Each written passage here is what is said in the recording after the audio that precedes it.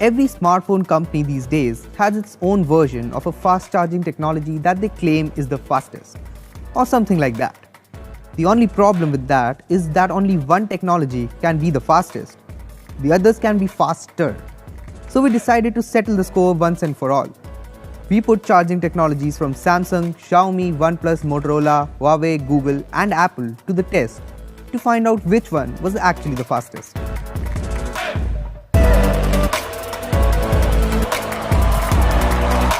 Using the Galaxy S8 with Samsung's adaptive fast charging, the Mi 6 with Qualcomm's quick charge, the OnePlus 5T with the famous dash charge, the Moto G5S Plus with Motorola's turbocharge, the Huawei View 10 with supercharge, Pixel 2 XL with USB power delivery, and the iPhone 10 with, well, they just call it fast charging, right?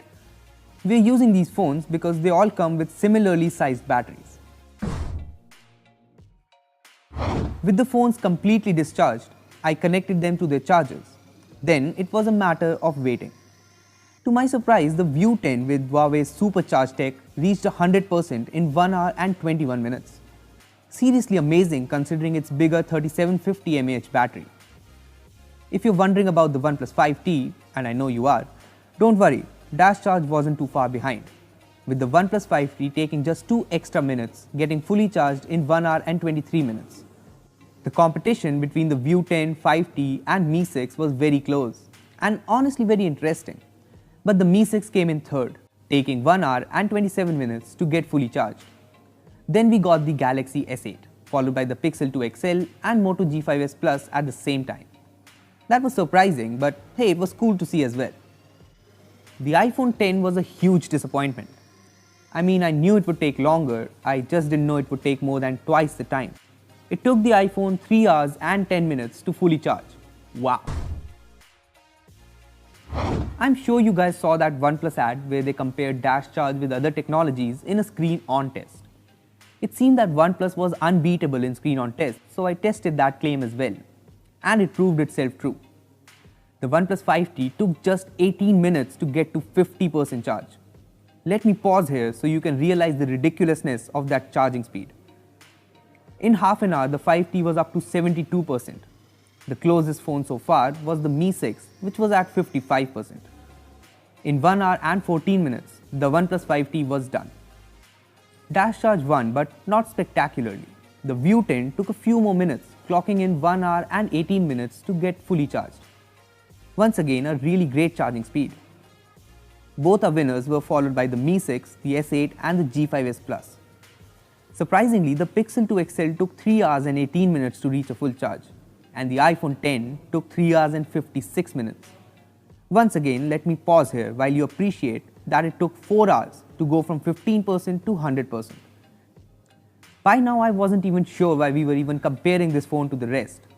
4 hours for a full charge. Damn it! Dash charge hit the ground running as it always does, and in just 17 minutes, the 5T was at 50%. In 30 minutes, it was at 73%. My oh my, I was loving this. Its closest competitors were nowhere near it. The Mi 6 was at 64% at the 30-minute mark, and the rest were, well, they were even further behind. In just 1 hour and 14 minutes, the 5T was done, and I realized that screen on or off, dash charge is the king of all technologies. The 5T was followed by the Galaxy S8, stealing the View 10's place. The Mi 6 was the next to reach 100% in 1 hour and 20 minutes, followed by the View 10 and the G5S Plus, which took the exact same time, 1 hour and 44 minutes to get to 100%. The Pixel 2 XL came next, followed by the very obvious, spectacular loser, the iPhone 10. Although it took less than 3 hours this time, so I guess we can call it a win. Another thing we can conclude is that when OnePlus says a day's power in half an hour, they're not kidding. 73% charge in 30 minutes. What sorcery is this? In my experience of using the OnePlus 5, 73% can actually last me through the day.